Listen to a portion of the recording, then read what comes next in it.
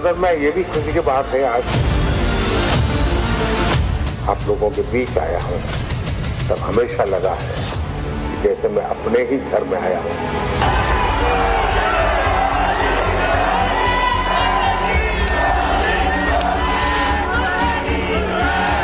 इस 7 महीने में हम 5 बार मिले हैं, ये शायद बहुत रेयर होता है। आपने उसका निर्णय करके मुझे बता दिया कि आप बस जगह पर ऐसे उंगली रख दीजिए, आपको जगह मिल जाएगी।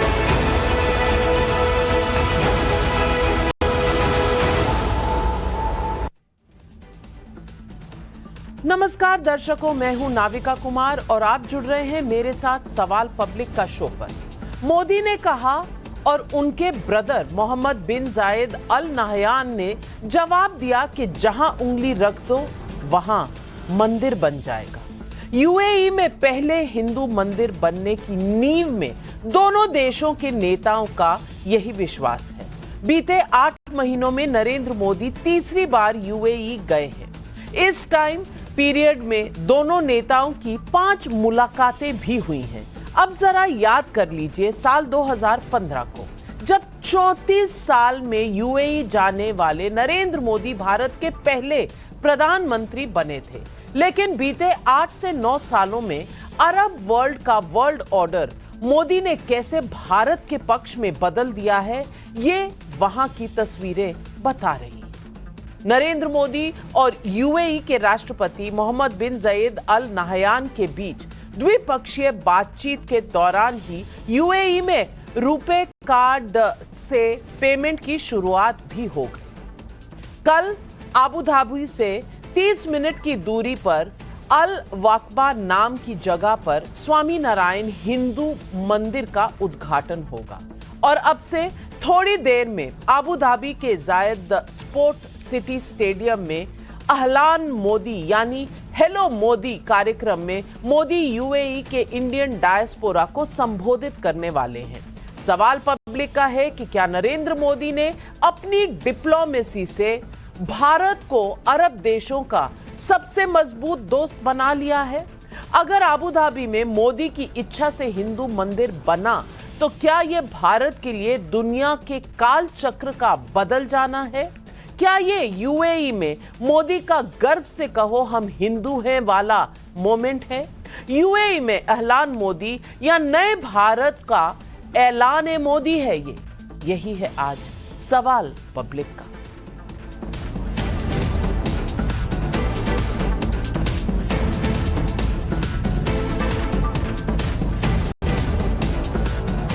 दर्शकों, याद कीजिए वो दौर जब दक्षिण एशिया में अरब वर्ल्ड का नैरेटिव पाकिस्तान तय किया करता था, क्योंकि वो इस्लामिक कंट्री है।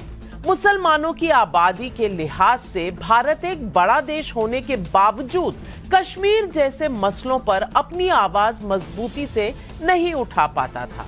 लेकिन आज स्थिति बिल्कुल बदल चुकी नजर आती है। मोदी यूएई नहीं बल्कि कतर और सऊदी अरब जैसे देशों के साथ भी द्विपक्षीय रिश्तों को मजबूत कर चुके हैं। ये रिश्ता इतना मजबूत है कि कतर में 8 भारतीयों की फांसी की सजा सिर्फ 4 महीनों के अंदर पलट जाती है और उन्हें रिहाई मिल जाती है। अपने इस दौरे में मोदी यूएई के बाद कतर भी जाएंगे, जबकि मोदी बिना किसी हिचक अयोध्या के उस राम मंदिर का उद्घाटन करते हैं जिसे लेकर दशकों तक भारत को अरब देशों में मुसलमान विरोधी बताया गया। और इससे पहले की सरकारें तो सेक्युलर सरकारें थी, लेकिन 34 साल कोई यूएई नहीं जा सका। मोदी अब कल अरब की अयोध्या कहे जाने वाले अबू धाबी के मंदिर का उद्घाटन भी करेंगे। सुनिए आज यूएई के राष्ट्रपति मोहम्मद बिन जायद अल नहयान से मुलाकात में मोदी ने क्या कहा। यहाँ बीएपीएस का मंदिर बनना आपके सहयोग के बिना ये संभव ही नहीं था और मेरी पहली मुलाकात थी। मैंने सिंपली आपको रिक्वेस्ट की कि जरा आप देख लीजिए और पलक झपकते ही आपने उसका निर्णय करके मुझे बता दिया कि आप बस जगह पर ऐसे उंगली रख दीजिए, आपको जगह मिल जाएगी। शायद इतना विश्वास, इतना प्यार अपने आप में एक बहुत ही अनोखे संबंधों की ये शक्ति को दर्शाता है। तो आज पब्लिक पूछ रही है सवाल। पब्लिक का सवाल नंबर 1, क्या यूएई में ऐलान मोदी कार्यक्रम भारत की अरब कूटनीति का नया चैप्टर लिख रहा है? क्या अबू धाबी में मोदी की इच्छा से हिंदू मंदिर बनना दुनिया में भारत की नई पहचान बना रहा है? क्या यूएई समेत अरब देशों के साथ भारत के मजबूत द्विपक्षीय संबंधों से भारत का अंतर्राष्ट्रीय कद बढ़ रहा है? यही सवाल आज पब्लिक पूछ रही है और इन सवालों के जवाब हम लेंगे। शहजाद पूनावाला हमारे साथ जुड़ रहे हैं, बीजेपी के राष्ट्रीय प्रवक्ता मेरे साथ स्टूडियो में हैं। विवेक श्रीवास्तव राजनीतिक विश्लेषक हमारे साथ, लोकेश जिंदल जी कांग्रेस के नेता हैं, अभिजीत अय्यर मित्रा स्ट्रेटेजिक अफेयर्स एक्सपर्ट है। लेकिन मेरा पहला सवाल अमीक जमाई समाजवादी पार्टी के प्रवक्ता से जाऊं, इससे पहले मैं अपने सहयोगी और consulting editor times now Navbharat Sushant Sinha के पास जाना चाहती हूं, जो इस वक्त मौजूद हैं उस स्टेडियम में, और उस स्टेडियम में जहां नरेंद्र मोदी कुछ ही समय बाद बोलने वाले हैं। सुशांत, यहां हिंदुस्तान से आपको मेरा राम राम। ऐलान मोदी का माहौल क्या है? कार्यक्रम को लेकर बहुत उत्साह है, आप वहां पर मौजूद हैं, ग्राउंड जीरो पर क्या देख रहे हैं? माहौल देखिए किस तरह से ऐलान मोदी के नारे यहां पर लग रहे हैं, वो नाविका जी जबरदस्त है। और यहां पर आप देखिए जितने लोग हैं वो सारे लोग बहुत उत्साहित, सारे लोग, छोटे छोटे बच्चे आए हुए हैं, बुजुर्ग महिलाएं आई हुई हैं, और जिसको देखिए सब जगह मोदी मोदी का नारा लग रहा है। ये देखिए मैं आपको दिखाता हूं नाविका जी, जिधर जाइए उधर मोदी मोदी।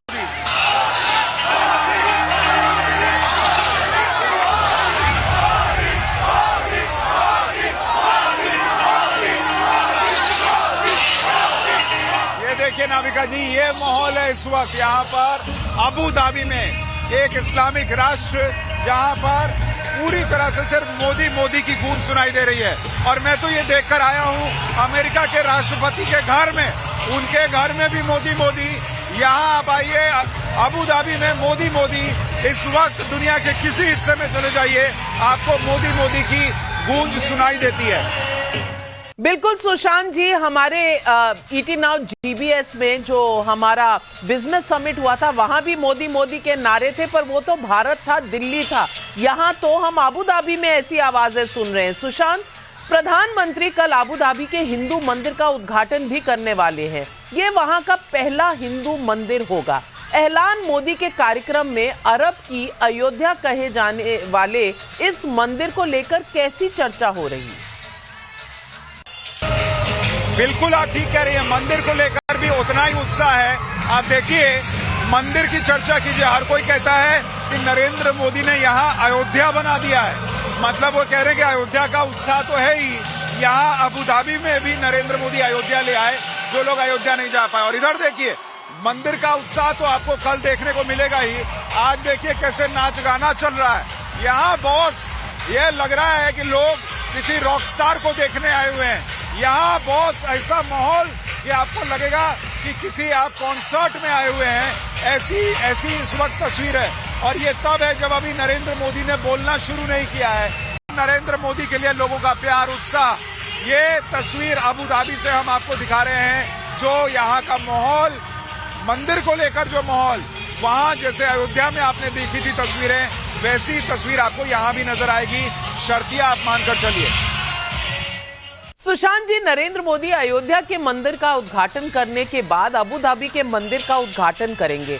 आपकी वहां लोगों से बातचीत जरूर हुई होगी। क्या लोग मोदी के भारत के इस विश्वास को आपस में कनेक्ट कर पा रहे हैं? नहीं, बिल्कुल नहीं नाविका जी।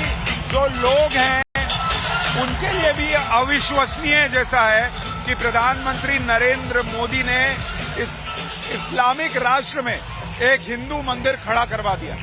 ये लोग कह रहे हैं भाई हमको यकीन नहीं होता कि अबू धाबी में ऐसा हो सकता है, यूएई में ऐसा हो सकता है। मैं 2018 में दुबई आया था और मैंने खुद देखा था, वहां पर एक बहुत छोटा सा मंदिर जो है वो नजर आता था, एक कमरे में आप सोचिए जैसा मंदिर हो बस। और यहाँ अबू धाबी में आज की डेट में जो मंदिर बना है, हमने टाइम्स नाउ नवभारत पर दर्शकों को दिखाया, क्या भव्य मंदिर बना है, क्या गगनचुंबी मंदिर बना है, और उसकी कलाकृति, आकृति और जो वहां नक्काशी है वो देखिएगा तो आप जो है घंटों लग जाएंगे आपको मंदिर देखने में, आप खो जाइएगा मंदिर में। बीएपीएस संस्था जो है उसने जबरदस्त मेहनत की है। और देखिए एक चीज और कंपेयर कीजिए, यहाँ इस मरुस्थल में, रेगिस्तान में मंदिर बनाना कोई आसान काम नहीं है। जो जगह थी वहां पर इतनी तपती गर्मी में लोगों ने 50 डिग्री की गर्मी में खड़े रहकर वहां पर मंदिर बनाने का काम किया है, तो इसलिए भी ये मंदिर बड़ा स्पेशल है। सुशांत जी, एक वक्त था जब विदेशों में सेक्युलर भारत को भारत की यूएसपी के तौर पर प्रचारित किया गया था, लेकिन बीते 10 साल में स्वामी विवेकानंद की तरह गर्व से कहो हम हिंदू हैं, इसे लेकर कोई कंफ्यूजन नहीं दिखता। ऐसे में अबू धाबी की नजर से आपको भारत कितना बदला हुआ नजर आ रहा है, और क्या ये सेक्युलरिज्म पहले की सेक्युलरिज्म से फर्क है? अरे बिल्कुल, मैं आपको बता रहा हूं कि जिस तरह से यहाँ बदले भारत की बात करते हैं, उसकी ये तस्वीर बदले भारत की तो है। आप सोचिए कब आपने भी नाविका जी इतनी रिपोर्टिंग की है, आपने कब लास्ट इस तरह का माहौल किसी विदेशी धरती पर देखा होगा? नरेंद्र मोदी के आने के पहले की मैं बात कर रहा हूं कि यहाँ सारे भारतीय जो है एक नेता को सुनने आए और उसके बाद माहौल ऐसा बन जाए कि हर कोई उस नेता के नाम में रम जाए और भारत को सेलिब्रेट करे। ये नरेंद्र मोदी के लिए नहीं है। ये लोग क्यों खुश हैं आपको पता है? ये लोग इसलिए खुश हैं कि इनको अंदर से लगता है बॉस कि मेरे देश में कुछ अच्छा हो रहा है। कोई नरेंद्र मोदी से इनका क्या, नरेंद्र मोदी इनके जेब में कुछ डाल रहे हैं क्या? इनको लगता है कि भाई मेरा देश, क्योंकि ये लोग शरीर लेकर यहाँ आ गए, पैसा कमाना है, अच्छा जीवन पाना है तो यहाँ आ गए, लेकिन मन तो वहीं लगा हुआ है। तो वो मन जो वहां लगा हुआ है, वो मन कहता है कि यार तुम्हारे देश में कुछ अच्छा हो रहा है, तो मन प्रफुल्लित हो जाता है। इसलिए ये लोग मोदी मोदी करते हैं, मोदी का नाम लेते हैं, मोदी का नारा लगाते हैं, और ये बदला हुआ भारत है। आप देखिए कतर से जिस तरह से 8 भारतीयों को बचा के लाया गया, यहाँ चर्चा कर लीजिए, हर आदमी कह रहा है बॉस ये मोदी नहीं होते तो जीवन में कभी नहीं हो पाता। तो ये बदलाव जो है वो लोगों को नजर आ रहा है। सुशांत जी, आपने बिल्कुल वहां का माहौल बता दिया, लोगों की वहां उत्सुकता बता दी, और हाँ, ये हमारे तिरंगे, ये हमारे भारत की पहचान है, और यही मोदी का सबसे बड़ा करिश्मा है। वहां इस वक्त प्रधानमंत्री नरेंद्र मोदी पहुंचने वाले हैं, मैं दोबारा आपके पास आऊंगी, लेकिन बहस की तरफ चलते हैं। और अमीक जमाई साहब, आप मुस्कुरा रहे हैं थोड़ा थोड़ा, मैं पूछना चाहती हूं अमीक जमाई साहब, सेक्युलरिज्म का पाठ आप पढ़ाते थे, और पिछले कितने सालों में, कितने दशकों में हमने देखा एक सेक्युलरिज्म का नजारा, जहां कैसा सेक्युलरिज्म था आप मुझसे बेहतर जानते हैं। क्या आज जो अबू धाबी में हो रहा है, जो यूएई में हो रहा है, वो असली सेक्युलरिज्म है कि मोदी ना डरे ना हटे, वो अपने धर्म, अपने भारत, अपना कल्चर, उन सब में उतनी मान्यता रखते हैं, लेकिन फिर भी मुस्लिम प्रधान देशों में, जो यूएई, मिडिल ईस्ट का पूरा इलाका है, वहां पर उन्होंने अपनी पहचान बनाई है और अपने देश की पहचान बनाई है कि वो इतना बड़ा मंदिर वहां पर निर्माण हुआ है।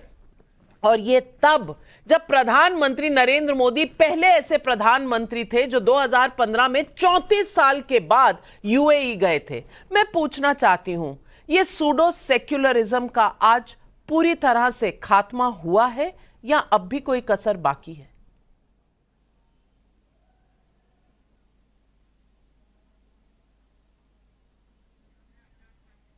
आप अपने आप को अनम्यूट कर लीजिए, आपकी आवाज नहीं आ रही। देखिए, अरब देशों का भारत के साथ हजारों साल का और बहुत ही कल्चरली बहुत ही नजदीकी दिल का रिश्ता रहा है, और हमारे प्रधानमंत्री जी पूरे दुनिया में कहीं पे भी जाएं, अगर उनका सम्मान होता है, उनके प्यार में लोग उमड़ते हैं, उनको देखना चाहते हैं, तो मुझे लगता है कि ये बहुत बुरी बात नहीं है, ये खुशी की बात है। और मैं मुस्कुरा इसलिए रहा था कि सुशांत सिन्हा के मोजे का कलर मुझे बहुत अच्छा लग रहा था।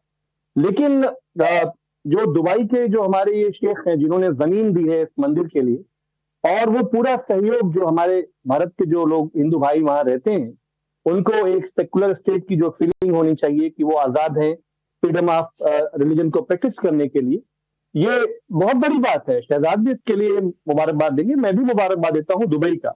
लेकिन वही नरेंद्र मोदी का रिजीम का भारत के उत्तराखंड का मुख्यमंत्री, जो मामला एक हमारी मस्जिद का जेरे समाप्त था कोर्ट में, आप सोचिए कि मस्जिद को शहीद किया गया और 10 से ज्यादा मुसलमानों को गोलियों से भून दिया गया। ये आवाजें दुबई में जाती हैं, ये आवाजें कतर में जाती हैं। जब दुबई कतर से उनके राजा, उनके किंग आवाज उठाते हैं कि भारत के मुसलमानों के साथ मॉब लिंचिंग हो रही है, उनकी हत्याएं हो रही हैं, नरेंद्र मोदी के रिजीम से जब आवाज उठाती है, तो ललिता मैम आपको भी बहुत बुरा लगता है, शहजाद भाई को भी बड़ा बुरा लगता है। तो ये दोनों बातें अलग अलग नहीं हो सकती। दुबई में जो कुछ हुआ है, आप जानती हैं कि जो हिंदू भाई हमारे गुजरात के हैं, भारत से ज्यादा दुबई में अपने आप को शिफ्ट कर रहे हैं। उनके रोजी रोटी के धंधे, एक कोठी वहां पे उनकी बनी हुई है, तो उनके चेहरे बहुत खुश है। हम देखिए भारत के हम लोगों के जो चेहरे हैं, लेफ्ट के हमारे दोस्त बैठे हैं, कितने चेहरे बुझे बुझे हैं, क्योंकि मायूसी है भारत के अंदर। दुबई में जो गुजराती शिफ्ट कर दिया है, बहुत आगे जा रहे हैं, दौलत कमा रहे हैं, दुबई को आगे, लेकिन वो भारत को आगे नहीं बढ़ा रहे।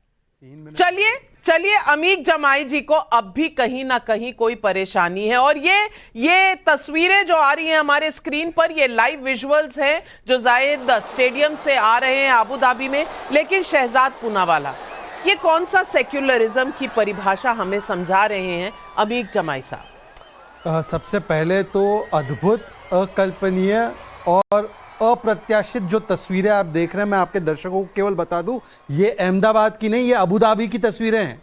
और देखिए एक चीज नोटिस कीजिए, 1950 के दशक में हमारे भाई अभिजीत मुस्कुरा रहे बैठे, उनको याद होगा कि सऊदी के राजा जब काशी आए थे तो हमारे चाहे जितने भी निकट रिश्ते रहे हो, नेहरू जी ने कई ऐसी चीजों पर ढकने का काम कर दिया था।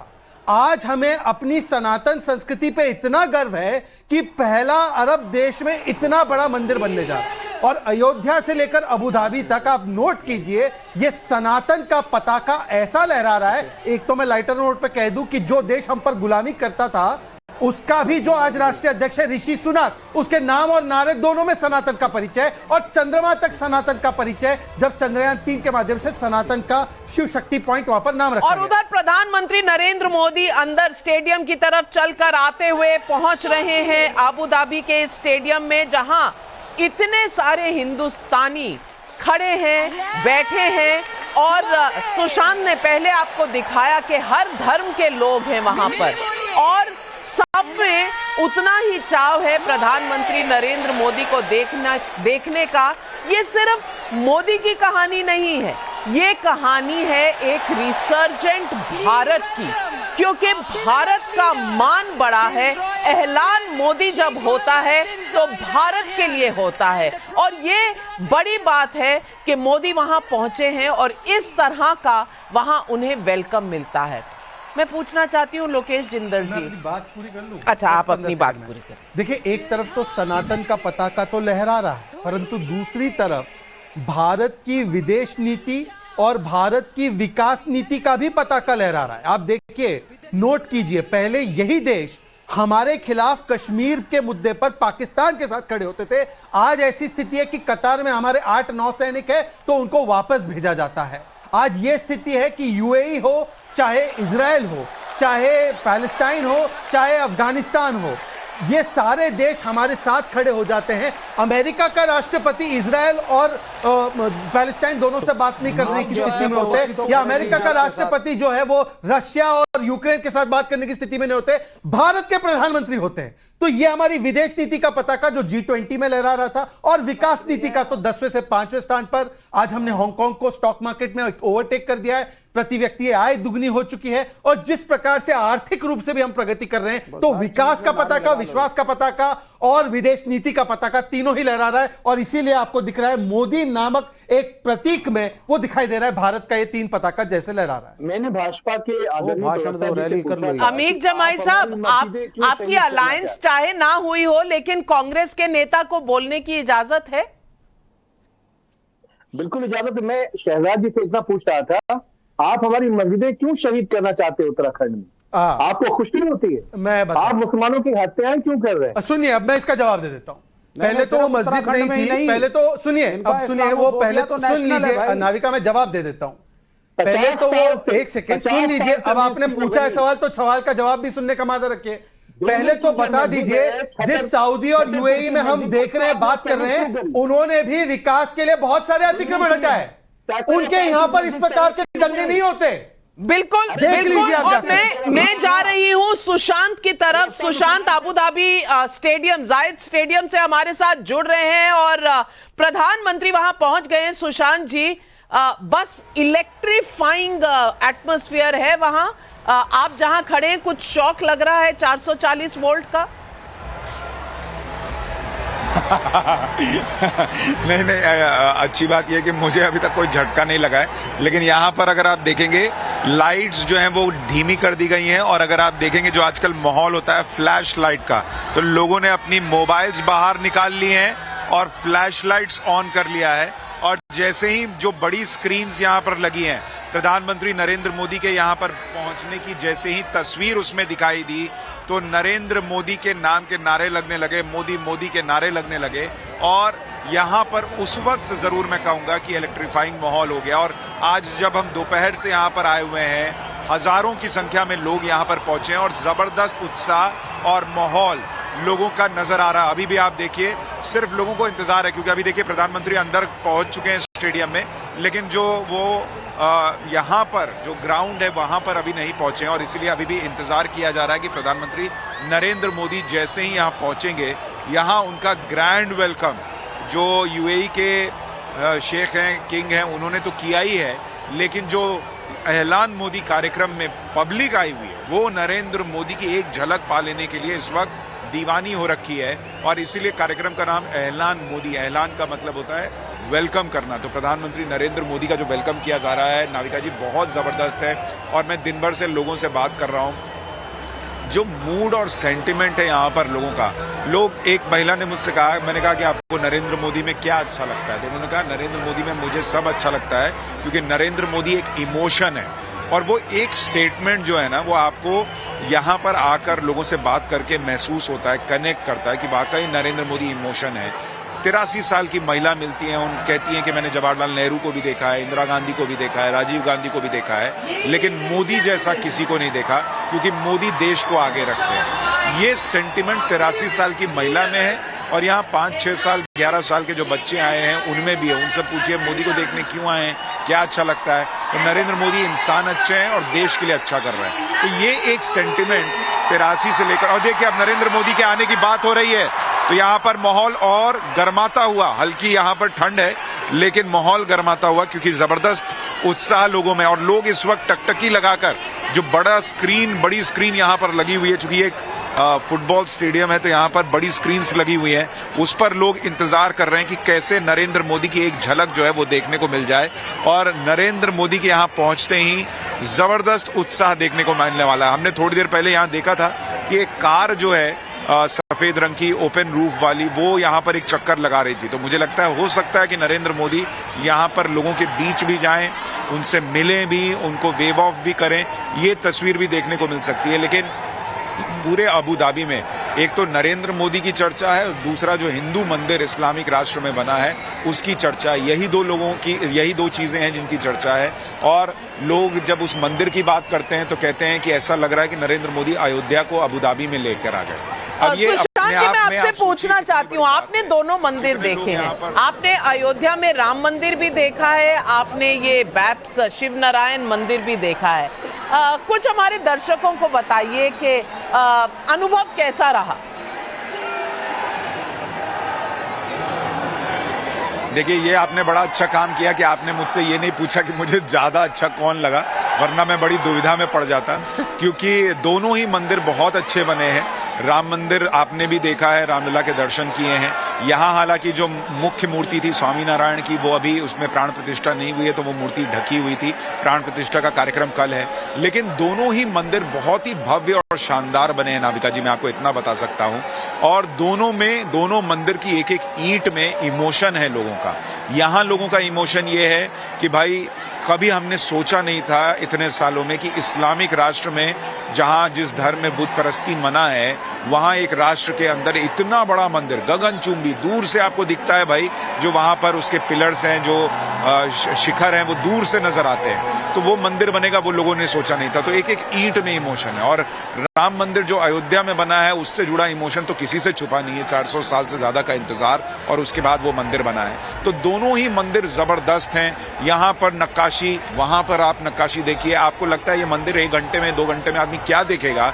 जिस चीज को देखिए उसके बारे में आदमी खो जाता है, देखने लगता है। मूर्तियां यहाँ पर जो है 7 शिखर हैं, और हर शिखर के नीचे एक मूर्ति है। जैसे एक शिखर के नीचे हमने देखा शंकर जी और पार्वती जी की मूर्ति है, दूसरे शिखर के नीचे राम जी, सीता जी, लक्ष्मण जी की मूर्ति है। इसी तरह से दक्षिण में जो मंदिर हैं उनसे जुड़े हुए जो रूप हैं वो यहाँ पर नजर आते हैं। स्वामी नारायण जी की मूर्ति है। तो सब कुछ यहाँ पर, मतलब अगर आप यहाँ मंदिर आएंगी अबू धाबी वाली, तो आपको उत्तर से लेकर दक्षिण तक आप जितने भगवानों के दर्शन करने जाती हैं वो सारे आपको यहाँ पर मिल जाएंगे। बहुत बड़ी बात कही आपने। और सुशांत जी, मैं एक और एक्सपीरियंस आपसे पूछना चाहती हूँ। जब हम अयोध्या में थे तो आपने देखा कुछ दिन बारिश और बादल छाए हुए थे, और जिस दिन प्राण प्रतिष्ठा हुई उस दिन धूप निकल आई, मौसम बदल गया। अब आप कह रहे हैं अबू धाबी में ठंड पड़ रही है, गर्म रेगिस्तान में ठंड पड़ रही है, वहां का मौसम कैसे बदल दिया आपने? नहीं, मैंने नहीं बदला है, लेकिन जो BAPS संस्था से जुड़े हुए लोग हैं, कल जब हम वहां शूट के लिए गए थे तो वहां पर बहुत जबरदस्त बारिश हो रही थी। तो उन लोगों का कहना था कि देखिए, मंदिर का उद्घाटन होना है और प्राण प्रतिष्ठा होनी है, उसके पहले प्रभु ने खुद ही मंदिर की धुलाई कर दी, क्योंकि यहाँ रेगिस्तान है, बहुत रेत उड़ती है। और स्वामी नारायण संस्था से जुड़े हुए जितने लोग हैं, जो उनके गुरु हैं, उनका भी कहना था कि एक रेत यहाँ पर मंदिर पर नहीं होनी चाहिए। तो उनका भाव ये था कि प्रभु ने खुद ही इस मंदिर की सफाई करा दी, क्योंकि इस मौसम में यहाँ पर बारिश अमूमन होती नहीं है।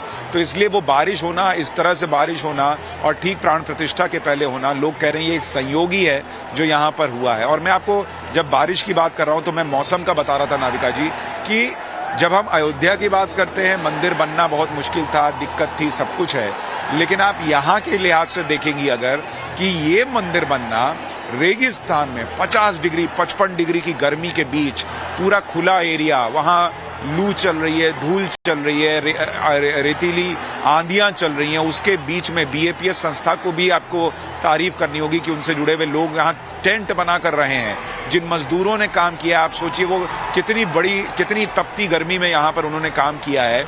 और एक एक चीज भारत में, मतलब अगर मार्बल इटली से मंगाया गया है तो वो भारत गया है पहले, और भारत में उसको जो है वो उसकी नक्काशी हुई है, और उसके बाद उसको डिब्बों में भर के यहाँ लाया गया है। तो कितनी मेहनत हुई। और जो डिब्बे हैं, जो लकड़ियां थी, जिन लकड़ी के जिन डब्बों में उनको लाया गया, वो लकड़ियां भी नहीं फेंकी गई। फिर एक बड़ा सा कैफेटेरिया बना के उन लकड़ियों से यहाँ पर जो है वो टेबल और मेज कुर्सी बना दी गई। तो उसका भी पूरा ध्यान रखा गया है कि इको फ्रेंडली भी हो और मैसेज जो है वो जाए, और सनातन की जो दूरदृष्टि है वो भी नजर आए। तो ये दोनों ही मंदिर, और यहाँ पर आप लोग आइए, लोग कहते हैं अयोध्या को लेके तो लोग बम है कि बहुत गजब ही हो गया, अयोध्या में मंदिर बन गया, और यहाँ के लेकर भी वही इमोशन है। तो इसलिए नरेंद्र मोदी को लेकर मैं आपको एक बार फिर तस्वीरें दिखाऊं। अब लोगों का इंतजार जो है ना, वो बेसब्री और बढ़ गई है, क्योंकि उनको लग रहा है कि अब तो नरेंद्र मोदी स्टेडियम में आ चुके हैं, अब क्यों नहीं आ रहे हैं। तो इसलिए थोड़ा सा लोग बेसब्र हो रहे हैं, और बस अभी किसी भी वक्त वो यहाँ पर स्टेडियम के अंदर जो सामने डायस बना हुआ है वहां नजर आएंगे। और जैसे ही नरेंद्र मोदी यहाँ पहुंचेंगे, मैं आपको कह सकता हूं कि बहुत जबरदस्त माहौल होने वाला है, क्योंकि अभी थोड़ी देर पहले ही यहाँ पर वंदे मातरम गीत बज रहा था। और नाविका जी, आप यकीन नहीं करेंगी, वो वंदे मातरम पूरा स्टेडियम जो है वो गा रहा था। तो जिसको आप कहते हैं गूज बम्स आना, एक भारतीय के तौर पर एक इस्लामिक राष्ट्र में खड़े होकर वंदे मातरम को सुनना हजारों लोगों के मुंह से गजब की तस्वीर थी, गजब का माहौल था। नाविका जी, मैं सुशांत जी आपके पास आती हूं, लेकिन लोकेश जिंदल जी हमारे साथ हैं, हमारे साथ तमाम हमारे पैनलिस्ट हैं, तो आप हमारे साथ बने रहिए, जाइए मत कहीं पर। लेकिन केवल कह सकता हूं, सुशांत ने कहा इस्लामिक देश में वंदे मातरम बज रहा है, पर यहां पर कुछ लोग हैं जो वंदे मातरम चाकू रख दो उनकी गर्दन पर तब भी बोलने को तैयार नहीं है, ऐसे वोट बैंक पॉलिटिक्स करते हैं। अरे भैया, लेकिन लोकेश जिंदल जी आज आप बताइए, गर्व महसूस हो रहा है कि एक मिडिल ईस्ट के देश में जहां पर मतलब मुस्लिम देश है, यहां आप कहते हैं कि इस देश में मुसलमान प्रताड़ित है, और वहां देखिए मुस्लिम देश में किस तरह से प्रधानमंत्री नरेंद्र मोदी के कहने पर पहले तो 2015 में जमीन एलोकेट की गई और उसके बाद 2017 में नींव रखी गई और कल मंदिर का उद्घाटन हो रहा है, और वहां माहौल देखिए। लोकेश जिंदल जी, अभी बताया शहजाद पूनावाला ने कि विकास, विश्वास और विदेश नीति का ये करिश्मा है। आप कभी तो हाँ कह दीजिए कि हाँ करिश्मा है। नाविका जी, बहुत ही सुंदर दृश्य है और इस दृश्य से तो प्रेरणा लेनी चाहिए। किस तरह से हिंदू जो अल्पसंख्यक हैं कतर में, उनके लिए मंदिर निर्माण किया जा रहा है। धर्मनिरपेक्षता जो है कतर ने हमसे सीख ली और हमने उनसे कट्टरवाद सीख लिया। मैं सभी दर्शकों को बोलना चाहूंगा, कितना सुंदर होता है जब अल्पसंख्यक प्रभु अबू धाबी है, कतर नहीं है। कि हमें मुसलमानों और दूसरे धर्म के जो लोग हैं उनके भी धर्म का आदर उसी तरह करना चाहिए जैसे कतर में हिंदुओं के धर्म का आदर हो रहा है। अभी तो सीख लेने का समय है, ये तो कतर नहीं है। हमें लोकेश जिंदल जी, इनकमिंग बैंड आउटगोइंग फ्री क्यों है आपका? हमने इनको सिखाई और आज हमसे ही लुप्त होती जा रही है। वो नेहरू थे जिन्होंने धर्म निरपेक्षता का संदेश पूरे वेस्ट एशिया में, यूएई में, कतर में, सऊदी अरेबिया में नॉन अलाइन मूवमेंट के तहत पूरे देशों में बताया, और आज यही देश धर्मनिरपेक्ष हो गए, लेकिन हम कट्टर हो गए। आप कट्टर हो गए। सुशांत, ये कौन सा मीटर है, किससे आपने नापा? लेकिन सुशांत सिन्हा हमें कुछ बता रहे हैं, कोई हलचल हुई वहां? सुशांत जी। नहीं नाविका जी, अभी यहाँ हलचल का इंतजार है, लेकिन जो हलचल कांग्रेस में है उस पर मैं कुछ कहना चाह रहा था। लोकेश जिंदल कह रहे थे कि हमें सीखना चाहिए कि कैसे यहाँ दूसरे धर्म का सम्मान हो रहा है। मैं नाविका जी, मैं एक पॉइंट जोड़ना चाहता हूँ। यहाँ पर क्या कोई हमने यहाँ कोई मस्जिद तोड़ के मंदिर बन रहा है क्या बीएपीएस वाला, जो धर्म के सम्मान की बात उठा रहे हैं? और इंडिया में कौन से धर्म का सम्मान नहीं होता है जो इनको दिख नहीं रहा है? क्या अयोध्या में जितने मस्जिद है सारे तोड़ने की बात हो रही है क्या हिंदू जो है वो सारे मस्जिदों पर कब्जे की बात कर रहा है क्या वहां पर एक मिनट सर, लोकेश जी सुनिए जरा, वहां पर हिंदू 3 मंदिरों की बात कर रहा है जो तोड़ के वहां पर मस्जिदें बनाई गई हैं, उसमें धर्म का अपमान कैसे हो गया बॉस? मैं आपको झूठ बोलने नहीं दूंगा। आप पहले जिस तरह का कट्टरवाद देश में फैलाया जा रहा है, जिस तरह से धर्म के नाम पर राजनीति की जा रही है, आप अबू धाबी वो हमारे देश के लिए हितकारी नहीं है और उसका हमारे देश को बहुत बड़ा एक नुकसान भुगतना पड़ेगा। संदेश केवल एक है कि आज कतर एक ऐसा राज्य वहां से 8 भारतीय चलकर हिंदुस्तान पहुंच गए, उनकी सजाए मौत बदल दी गई। आपको कट्टरवाद नजर आ रहा है, आपको यहाँ दोस्ती नहीं नजर आ रही, कूटनीति नहीं नजर आ रही, भारत का विश्वास नहीं नजर आ रहा। अभिजीत अय्यर मित्रा, ये किस सदी में इनके जो सोच है वो अटक गई है? ऐसी घड़ी की सुइयां हैं जो हिलने का नाम ही नहीं लेती। देखिए, इनका ना क्या होता है, ये डॉगमा बिलीव करना पड़ता है कि जो वो बोलते हैं कि वो सेक्युलरिज्म का सर्टिफिकेट बांटेंगे, वही असली सर्टिफिकेट है। जो नया सर्टिफिकेशन एजेंसी आ गया है उसका तो कोई माने ही नहीं रखता है। अब देख लीजिए, ये जो यूएई है, सऊदी अरब है, कतर है, इनमें से किन किन लोगों ने ओमान, किन किन लोगों ने नरेंद्र मोदी को अपना हाईएस्ट पुरस्कार दिया है? आप बताइए जरा, नविका जी बताइए। अगर वो इतने कट्टरपंथी हैं तो क्यों ये सब मिला है? जरा बताइए। इंदिरा गांधी जी, राजीव गांधी जी को ये सब मिला था क्या? तो वो तो देखिए, अगर कट्टरपंथ से आपको ये सब मिलता है तो ऐसा कट्टरपंथ तो बहुत अच्छी बात है ना। तो ये तो और कट्टरपंथ होना चाहिए। विवेक श्रीवास्तव जी, बता दूं आपको, इजिप्ट ने जून 2023 में ऑर्डर ऑफ द नाइल दिया, बहरीन ने 2019 में the king Hamad order of the renaissance दिया, यूएई ने 2019 में ऑर्डर ऑफ जायद दिया, मालदीव ने 2019 में ऑर्डर ऑफ द, इससे कोई फर्क नहीं पड़ता है, उससे कोई फर्क नहीं पड़ता। फर्क पड़ता है नाविका जी, मैं बताता हूं। इससे कोई फर्क नहीं पड़ता है। इससे फर्क इसलिए नहीं पड़ता है क्योंकि इस तरह के जो अवार्ड्स हैं, इस तरह के जो इंटरैक्शंस हैं, 1940 के दशक में फांसीवादी ताकतें जो इटली में थी और जर्मनी में थी, उन्होंने भी बहुत किया और वो भी सो कॉल्ड लोकप्रिय थे और डेवलपमेंट की बात करते थे। सुशांत